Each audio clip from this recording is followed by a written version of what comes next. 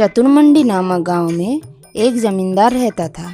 वह बहुत ही चालाक था और लोगों को ठगने की नई नई तरकीब ढूंढता था। और एक दिन बहादुर, अरे ओ बहादुर, सो गए क्या?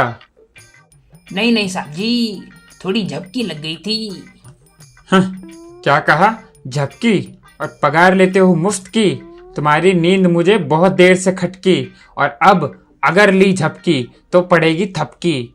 काम का ना काज का, दुश्मन अनाज का, और ऐसे सो सोकर कर रहे हो माहौल खराब समाज का। बस साहब जी, क्या कविता बनाई है? अब तो कमाल के हो। अच्छा, कविता का ध्यान है, और ये ध्यान नहीं है कि हमारा खजाना खाली हो रहा है। अरे साहब जी, आप कैसी बात कर रहे हो? एक हफ्ते बाद तो आपकी बेटी की शादी है, बहुत खर्च होने वाला है। अब क्या होगा? तुम्हें तो पता ही है ना, मेरा दिमाग इन सब मामलों में कितना आगे चलता है, क्योंकि मैं तुम्हारी तरह झपकी नहीं लेता। नहीं नहीं साहब जी, वो सुबह मेरी घरवाली ने मोमोज बनाए थे, तो उसी का नशा हो गया है। अब बोलिए। तुम्हें ये बात तो पता होगी कि मेरी बेटी कितनी सुंदर है। मैं अगर उसके लिए स्वयंवर रखवाऊं तो कैसा रहेगा? बहुत बढ़िया साहब जी, लड़की को जो लड़का पसंद होगा उससे उसकी शादी करा देंगे। असल में मैंने कुछ सोच रखा है। स्वयंवर की एक शर्त रहेगी, जब भी लड़का स्वयंवर में आएगा उसको सोने की मोहरें लानी पड़ेगी। जो सर जीतेगा उससे बेटी की शादी होगी, और जो सर हारेगा आपको सोने की मोहर देकर जाएगा। वाह क्या बात है साहब जी, क्या बात है। वाह बहादुर वाह, मैंने जितना सोचा था तुम उतने भी बेवकूफ नहीं हो। और जाओ अभी के अभी पूरे गांव में ये बात फैला दो। वाह साहब जी, क्या दिमाग लगाया है। ऐसा करने के बाद हमारा खजाना सोने से भर जाएगा। अगले दिन सुबह शर्त की खबर सुनकर एक आदमी सोने की मोहरें लेकर जमींदार के घर पहुंच जाता है। प्रणाम जमींदार साहब, मैंने आपकी शर्त के बारे में सुना था।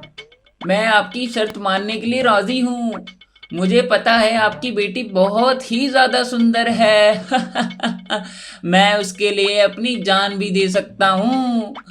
ये शर्त क्या चीज है? मेरी ये शर्त है कि तुम्हें सोने की 100 मुद्राएं लानी होंगी, और अगर तुम हार गए तो तुम्हें सारी मुद्राएं यहीं छोड़नी पड़ेगी। क्या तुम राजी हो?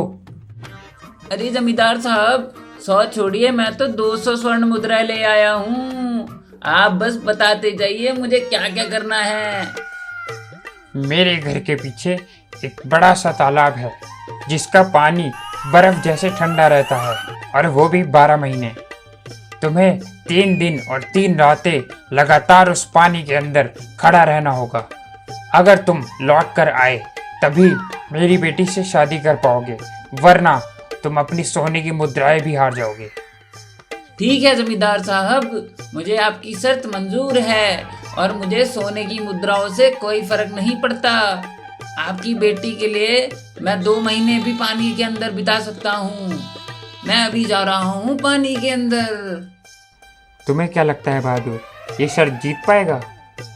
क्या पता साहब जी, पानी तो है ठंडा, कुदरत का है फंडा। अगर नहीं गाड़ पाया ये झंडा तो इसको पड़ेगा नुकसान का डंडा। अब जमींदार की सिपाही उस आदमी को पानी के अंदर ले जाकर छोड़ देते हैं।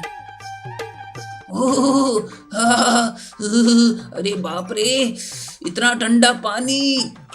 यहाँ 3 दिन तो बहुत दूर की बात है। मुझे तो आज ही निकलना होगा, वरना मैं ऐसे पानी में जम जाऊंगा। सोने की मोहरें गई बाढ़ में, और जिंदा रहा तो किसी और से शादी कर ही लूंगा। और भाई, कैसा लग रहा है पानी में? पानी के अंदर सब ठीक है ना?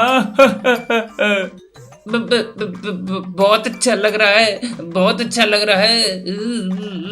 ये सुंदर शीतल पानी बहुत अच्छा लग रहा है। इतना अच्छा लग रहा है पानी तो कांप क्यों रहा है? यहाँ मरने आया है क्या? तुम्हारी जमींदार की बेटी बहुत ही सुंदर है, और उससे शादी करूंगा। पानी से जिंदा बाहर आओगे तभी तो शादी कर पाओगे। क्योंकि कोई अपनी बेटी की शादी कंकालों से थोड़ी ना करवाता है। देखो क्या होता है।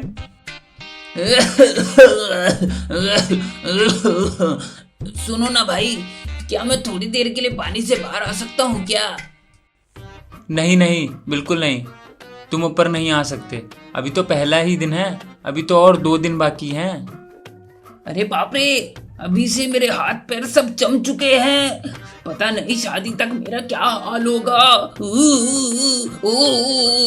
ओ भाई, सिपाही भाई, मुझे बाहर निकालो। अब मैं पानी के अंदर नहीं रह सकता, बहुत हो गया। अरे तुम यहाँ क्या कर रहे हो? अभी तो एक ही दिन हुआ है, अभी और 2 दिन बाकी हैं। गलती हो गई जमींदार बाबू, आपकी बेटी से शादी के लालच में मैं अंधा हो गया था। माफ करना, मैं ये आपकी शर्त पूरी नहीं कर पाऊंगा। ठीक है, लेकिन तुम्हें ये तो अच्छे से पता होगा ना कि जो मोहरें तुम लेकर आए हो वो तुम्हें वापस नहीं मिलेंगी। रख लीजिए जमींदार बाबू, रख लीजिए। मेरे से बड़ा बेवकूफ और कोई नहीं है जो मैं शादी के नाम पर इतना पागल हो गया था। जिंदगी रही तो सोने की और मोहरें कमा लूंगा। मुबारक हो साहब जी, आपका खाता खुल गया। अरे बहादुर, ऐसे ही अक्लमंद नहीं कहते मुझे लोग। ये तो अभी शुरुआत है, आगे आगे देखो होता है क्या। जमींदार साहब, बाहर एक लड़का आया है। वाह वाह वाह, तुम खड़े क्यों हो? जाओ उसको लेकर आओ। एक और मुर्गा फंस गया। नमस्कार जमींदार साहब, नमस्कार। मैं आपकी बेटी से शादी करना चाहता हूँ। मैंने किसी के मुंह से स्वयंवर के बारे में सुना था। अरे वो तो बाद की बात है, पहले जो मोहरे लेकर आए हो उनको यहाँ रख दो और मेरी शर्त सुन लो।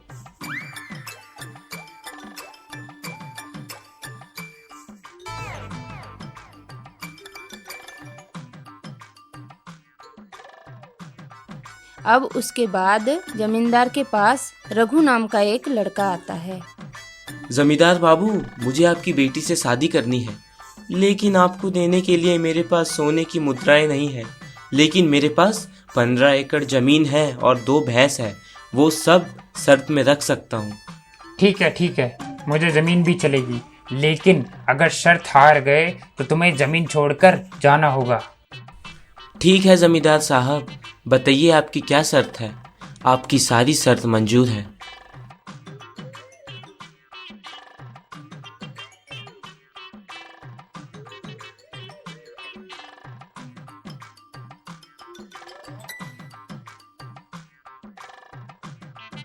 अरे इस लड़के को देखो, ये तो बाकियों से बहुत अलग है। इसने तो 2 दिन ठंडे पानी में आराम से निकाल दिए। क्या बात है। अरे रघु, तुम्हें ठंडी नहीं लगती क्या? पानी से बाहर आ जाओ, कहीं तुम्हें कुछ हो ना जाए। हाँ, ठंड तो लगती है, इसलिए तो आंख बंद करके भगवान को याद कर रहा हूँ। और अभी तो मुझे 1 दिन और पानी में गुजारना है। अरे शादी नहीं करोगे तो क्या चला जाएगा, लेकिन अपने आप को इतनी बड़ी सजा देकर क्या साबित करना चाहते हो? चलो अब जल्दी से ऊपर आ जाओ, तुम्हारे पहले भी सभी लोगों ने यही किया था। नहीं बड़े भैया, मैं बहुत गरीब हूँ, पर शादी न करने से भी ज़्यादा दुख मेरी ज़मीन के चले जाने पर होगा। मुझे ये शर्त जीतनी ही पड़ेगी। मैं कैसे भी करके इस शर्त को जीतना चाहता हूँ। फिर अगले दिन सुबह दोनों सिपाही जमींदार के पास पहुंच जाते हैं। हाँ सिपाही, बताओ क्या खबर है? रघु पानी से बाहर आया कि नहीं? जमींदार साहब, यही तो दुविधा है। वह लड़का बड़ा ही जिद्दी है, पानी से बाहर आने का नाम ही नहीं ले रहा है। 2 दिन से तो पानी में ही रुका है और कह रहा है 1 दिन और रुकेगा। अब जमींदार शर्त हारने के डर से सोच में पड़ गया। आखिर एक जमींदार एक मामूली से आदमी के सामने कैसे हार सकता है? नहीं, मुझे कुछ करना होगा। अगर मैं इस लड़के से हार गया तो गांव में मेरी क्या इज्जत रह जाएगी। नहीं नहीं नहीं, मुझे कुछ सोचना पड़ेगा। सुनो सिपाहियों, रात को तुम एक लालटेन लेकर खड़े होना। जो हुक्म।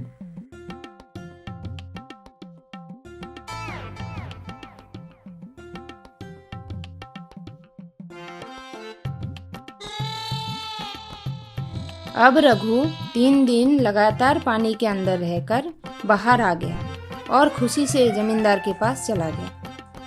जमींदार साहब, मैंने शर्त जीत ली है। मैं 3 दिन लगातार पानी के अंदर ही रहा। ठीक है, ये तो बहुत अच्छी बात है, लेकिन मुझे देखना होगा कि तुमने कहीं शर्त तोड़ी तो नहीं।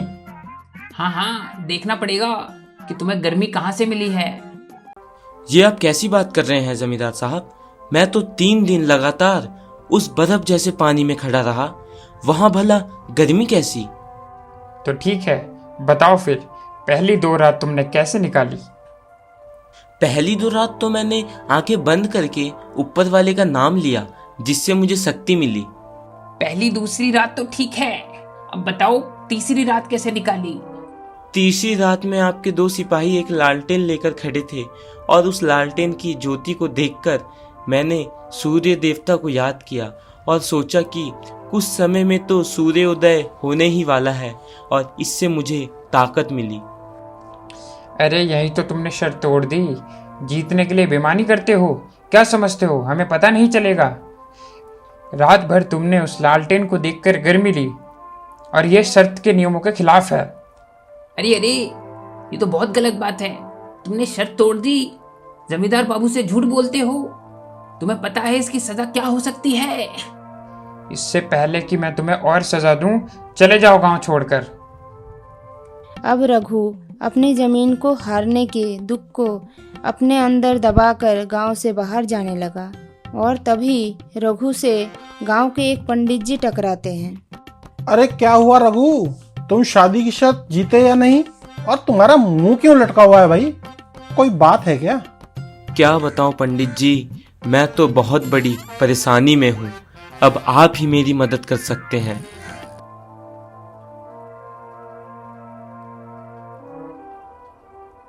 जीतने के लिए बेईमानी करते हो, क्या समझते हो हमें पता नहीं चलेगा? रात भर तुमने उस लालटेन को देखकर गर्मी ली। इससे पहले कि मैं तुम्हें और सजा दूं, चले जाओ गांव छोड़कर।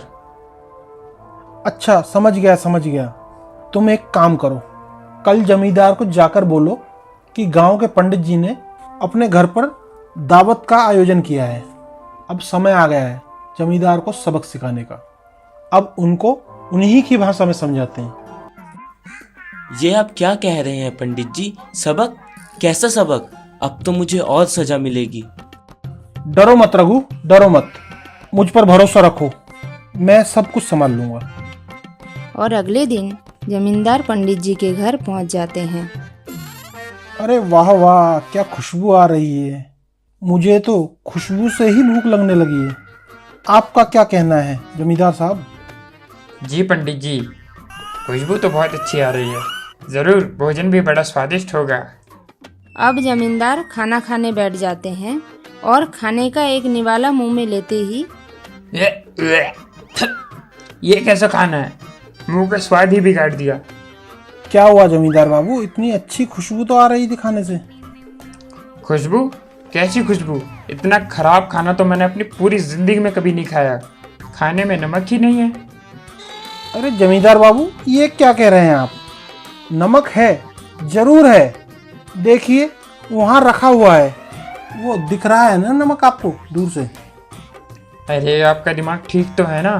बिना नमक के खाना बनता है क्या? दूर रखने से क्या होता है? खाने में डालना भी तो पड़ता है। तुम लोग मेरे साथ मजाक कर रहे हो? तुम्हारी इतनी हिम्मत? आप क्या कह रहे हैं जमींदार साहब? जमींदार साहब, अगर दूर तालाब से कोई लालटेन देखकर गर्मी ले सकता है तो नमक को दूर से देखकर खाने में स्वाद क्यों नहीं आ सकता? ये बात तो हमने आपसे ही सीखी है। नहीं, ऐसी बात नहीं है। हाँ, और अब मेरी बात कान खोल कर सुन लीजिए। शादी अपनी जगह है, लेकिन अगर आपने रघु की जमीन उसको वापस नहीं करी तो मैं गांव में ढिंडोरा पिटवा दूंगा कि जमींदार बाबू ने बेईमानी करी है, और उसके बाद आपको सजा भी मिलेगी। एक भले इंसान के साथ बेईमानी करने का भुगतान तो आपको करना ही पड़ेगा। आपको क्या लगता है मैं ऐसे ही जाने दूंगा? नहीं नहीं पंडित जी, रुकिए रुकिए, मैं अपनी गलती की माफ़ी मांगता हूँ। मैं रघु की सारी ज़मीन और सबका सोना लौटा दूंगा और रघु के साथ अपनी बेटी की शादी भी करवा दूंगा। आप बस मुझे माफ़ कर दीजिए। ठीक है जमींदार साहब, मैंने आपको माफ़ किया। तुम अब तो खुश हो ना रघु? तुम्हारी खोई हुई ज़मीन तुम्हारे पास वापस आ गई है। जी बहुत बहुत धन्यवाद पंडित जी, बहुत बहुत धन्यवाद। मैं आपका यह एहसान कभी नहीं भूल पाऊंगा।